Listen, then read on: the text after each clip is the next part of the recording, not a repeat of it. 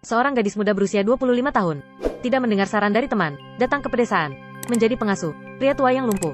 Memandikannya, memberikannya obat. Gadis bekerja penuh perhatian. Tapi pria tua ini aneh. Terlihat seperti sakit, malah tiba-tiba meraih gadis. Dengan kekuatan besar, gadis tidak dapat membebaskan diri. Untungnya, wanita tua pemilik rumah muncul tepat waktu. Baru menyelesaikan rasa canggung gadis. Dia melihat tatapan pria tua. Penuh kekecewaan, gadis terbangun oleh guntur di malam hari. Dia mendengar suara dari kamar pria tua. Dia segera pergi untuk memeriksa. Alhasil pria tua menghilang. Gadis mencari setiap kamar, malah tidak menemukan pria tua. Dia menemukan jendela di kamar terbuka. Kemudian melihat keluar jendela. Pria tua itu merangkak di atap, di tengah hujan. Gadis berteriak ketakutan, tapi pria tua masih merangkak ke depan, terlepas dari segalanya. Sampai jatuh dari atap, gadis bergegas turun di tengah hujan. Untuk memapahnya, tapi pria tua mendorongnya pergi. Wanita tua juga datang setelah mendengar jeritan gadis. Dia mengangkat pria tua, dan meminta gadis kembali ke kamar untuk mendorong kursi roda. Gadis kembali ke kamar, tapi tanpa sengaja melihat spray jatuh di lantai. Gadis mengambilnya, tiba-tiba menemukan kata, "Tolong aku," tertulis di atasnya. Gadis segera memasukkan spray ke dalam lemari. Buru-buru mendorong kursi roda ke bawah. Saat dia mengangkat pria tua menatapnya dengan mata aneh. Mata penuh memohon, seolah-olah meminta bantuan dari gadis. Gadis terkejut sesaat. Gadis awalnya adalah seorang perawat di rumah sakit. Karena tidak terbiasa dengan rumah sakit yang membuang barang milik pasien dengan seenaknya, jadi mengundurkan diri. Melihat ada yang merekrut seorang perawat, dan gajinya juga bagus. Saat pergi wawancara, baru menemukan tempatnya terlalu jauh. Saat gadis memutuskan untuk menyerah, pengacara perantara menyarankan dia untuk tetap tinggal. Dengan antusias memperkenalkan pekerjaannya, itu adalah merawat pria tua yang terkena stroke. Dokter berkata, paling banyak dia bisa hidup sebulan lagi. Sudah tidak lama, jika tenggat waktu berakhir, kamu boleh pergi. Gadis merasa pengacara benar, jadi menyetujuinya. Tapi siapa sangka, baru datang sehari. Hal-hal aneh terus datang. Keesokan harinya, pengacara datang untuk mengubah surat wasiat. Gadis memberitahunya apa yang terjadi tadi malam, dan menunjukkan spray padanya. Tapi anehnya spray, sepertinya sudah diganti. Sangat bersih. Gadis suka cantik, malah menemukan tidak ada cermin di rumah. Apakah kalian sudah tua, tidak menggunakan cermin? Wanita tua sudah bilang, tidak boleh ada cermin. Tapi foto pemilik rumah sebelumnya ada. Wanita tua berkata, untuk menunjukkan rasa hormat terhadap rumah itu. Wanita tua, demi menghilangkan keraguan gadis, memberinya kunci. Ini dapat membuka pintu mana saja, di rumah. Suatu hari wanita tua memintanya, untuk datang mengambil benih. Dia penasaran dengan loteng, karena wanita tua berkata, pria tua mengalami stroke di loteng. Dia ingin membuka pintu loteng, untuk mencari tahu. Tapi dia tidak bisa membukanya. Tiba-tiba angin aneh bertiup. Gadis ketakutan dan melarikan diri. Dia bertanya pada wanita tua, dengan curiga. Pintu apa di loteng itu? Wanita tua juga ala kadarnya.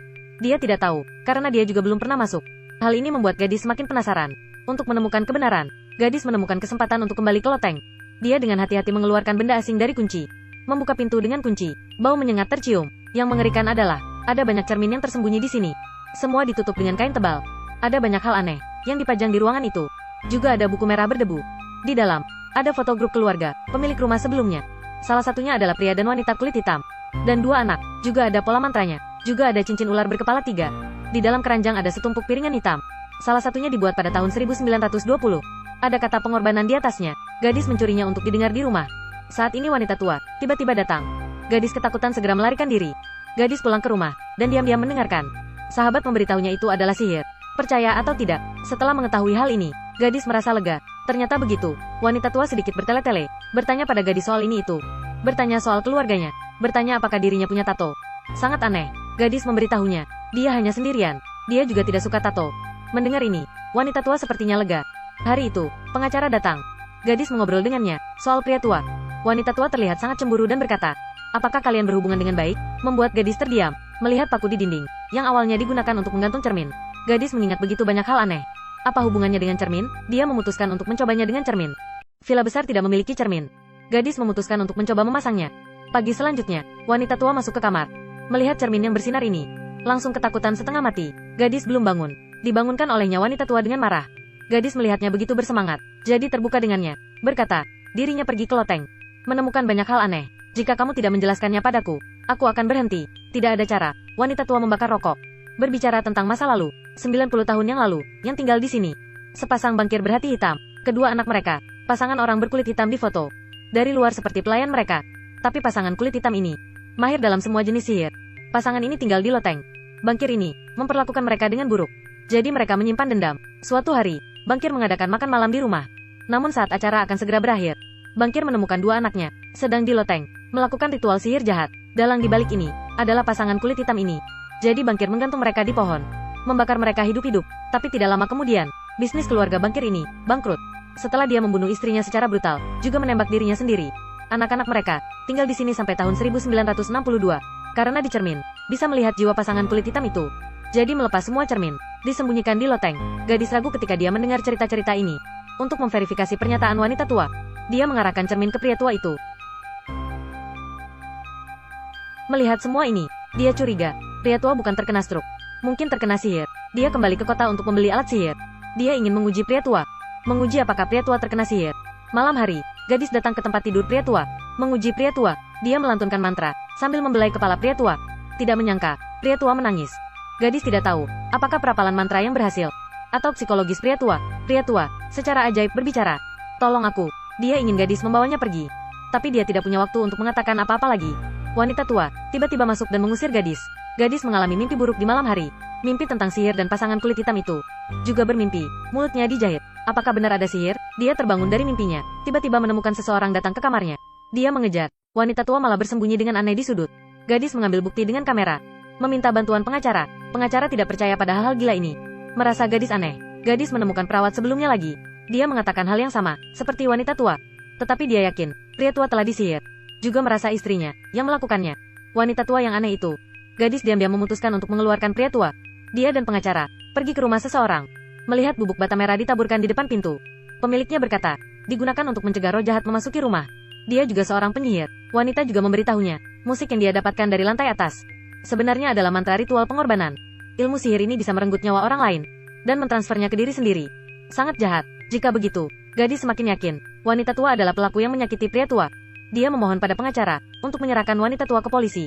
Tapi pengacara menolaknya. Gadis terpaksa bertindak sekarang. Benar saja, musik itu benar-benar hilang. Dan wanita tua pun mulai mempersiapkan upacara kurban terakhir. Gadis menaburkan bubuk bata merah di pintu. Dengan alasan kebocoran air, mengajak wanita tua untuk diperiksa. Menguji, apakah dia berani melewati bubuk bata merah. Benar saja, wanita tua berdiri di luar pintu dan tidak berani masuk. Bubuk bata merah benar-benar berfungsi. Wanita tua benar-benar aneh. Wanita tua bersenandung dengan santai, mengajak gadis untuk makan malam. Nenek serigala ini tidak baik.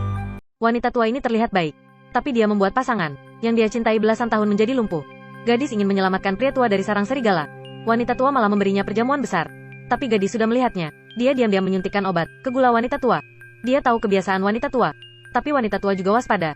Tidak tertipu. Saat ini, listrik rumah padam. Wanita pergi mengambil lilin. Gadis mengambil kesempatan, menuangkan obat ke dalam cangkirnya. Wanita tua kembali dan tidak berpikir banyak. Mengambil gelas dan segera minum. Dengan cepat obatnya bekerja. Wanita tua jatuh. Kedua tangan mengeluarkan mantra dengan tangan gemetar. Mulut terus bergumam. Gadis merebutnya. Benar saja, sihir. Dia kembali ke kamarnya, terkejut menemukan kamarnya penuh dengan mantra. Spray yang hilang muncul kembali. Rekaman musik pengorbanan itu kembali lagi. Juga ada seikat rambutnya. Ya Tuhan, ini sangat mengerikan. Gadis panik, menyadarinya dan segera meninggalkan rumah aneh ini. Dia segera mendorong pria tua ke bawah. Ditaruh ke atas mobil, tapi gerbangnya dikunci dengan rantai. Gadis tidak bisa membukanya. Dia membalikkan mobil, ingin menggunakan mobil menabraknya. Tapi saat dia menginjak gas, pintunya tidak terbuka, mobil malah rusak. Gadis terpaksa memasukkan pria tua ke kabin. Mendayung keluar dulu sendirian, kemudian akan kembali, menyelamatkan pria tua. Saat ini wanita tua sudah sadar. Dengan marah ingin menahan gadis. Tapi gadis tetap keluar dari jalur air. Dia datang ke pengacara untuk meminta bantuan. Namun, dia melihat bukti yang dia dapatkan di rumahnya. Tidak hanya ada cincin ular berkepala 3, juga kunci rumah itu. Banyak buku pengantar untuk pengacara. Sangat aneh. Saat ini, pengacara tiba-tiba mencekiknya dari belakang. Dia membawa gadis kembali ke rumah itu. Juga bertanya lokasi pria tua. Benar saja, mereka adalah satu kelompok. Gadis menunggu kesempatan untuk melarikan diri. Juga menaburkan bubuk bata merah di pintu kamarnya. Asal dirinya tetap berada di dalam garis merah, dirinya akan aman. Pengacara tidak bisa mendekati. Wanita tua malah masuk. Keduanya saling mendorong. Wanita tua jatuh menuruni tangga. Dia mengangkat telepon untuk memanggil polisi. Tetapi sebelum selesai berbicara, menemukan sambungannya terputus. Ternyata wanita tua memutuskan saluran telepon. Dia berlari ke loteng dengan panik. Malah menemukan tempat ini penuh dengan lilin. Dia tiba-tiba mengingat, ilmu sihir berguna. Jadi menggambar mantra di lantai. Juga menaburkan kapur di lantai. Dia akan menggunakan sihir untuk menyelamatkan dirinya sendiri. Tapi apa yang dia tidak tahu adalah, dia telah jatuh ke dalam perangkap sihir. Percaya atau tidak, gadis adalah mangsanya. Semua yang telah dilakukan wanita tua dan pengacara sejak awal, agar membuat gadis percaya pada sihir. Jika gadis tidak percaya, sihir tidak akan berguna. Gadis dibuat mereka sampai linglung. Selangkah demi selangkah, percaya dengan sihir. Dan mengatur susunan sihir dengan tangannya sendiri. Juga memulai upacara pengorbanannya sendiri. Dia menggambar lingkaran, malah membuat dirinya masuk ke dalam dan tidak bisa keluar. Wanita tua telah lama menunggu hari ini. Wanita tua menarik cermin, juga memainkan rekaman mantra pengorbanan. Pengacara juga bergumam. Gadis melihat ke cermin dengan ketakutan. Benar saja, penyihir hitam muncul di cermin. Gadis sepertinya sadar dan berteriak. Aku tidak percaya, aku tidak percaya. Tapi sudah terlambat. Kekuatan spiritual yang kuat dari cermin mendorongnya jatuh. Tidak tahu berapa lama waktu ketakutan telah berlalu. Gadis akhirnya sadar. Dia mengambil rokok wanita tua. Saat ini pengacara juga datang. Dengan mesra, mengucapkan kata-kata manis padanya. Ternyata, sebenarnya ini adalah pengulangan pertarungan. Wanita tua telah bertukar tubuh dengan gadis. Wanita tua menempati tubuh indah gadis. Yang didapatkan gadis malah wajah wanita tua. Identitas asli mereka adalah pasangan kulit hitam. Mereka dulu menggunakan sihir dan anak-anak bangkir untuk bertukar tubuh. Jadi dulu, yang dibakar pasangan bangkir adalah anak mereka sendiri. Pengacara dan pria tua sudah lama bertukar. Sejak gadis melakukan wawancara pekerjaan ini, sudah mulai dikendalikan oleh pasangan ini. Wanita tua bertanya soal pengalaman hidup gadis. Agar tidak ada masalah setelah bertukar tubuh. Dia khawatir gadis memiliki tato. Karena tidak ingin saat bertukar tubuh, malah menemukan dirinya memiliki tato.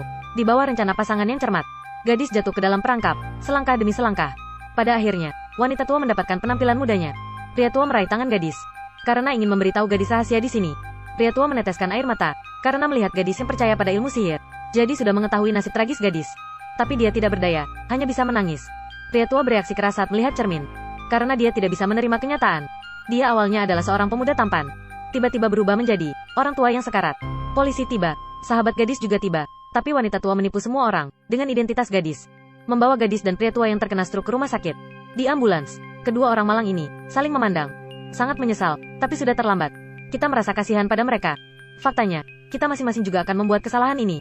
Orang-orang selalu mempercayai mata dan telinga mereka sendiri. Hanya percaya apa yang ingin diri kita percayai. Alih-alih mengeksplorasi kebenaran di baliknya. Apa yang menurut mereka adalah kebenaran.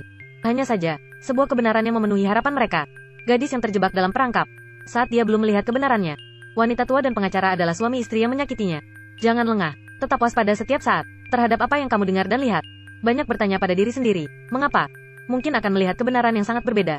Baiklah, itu saja untuk hari ini. Sampai jumpa lain waktu.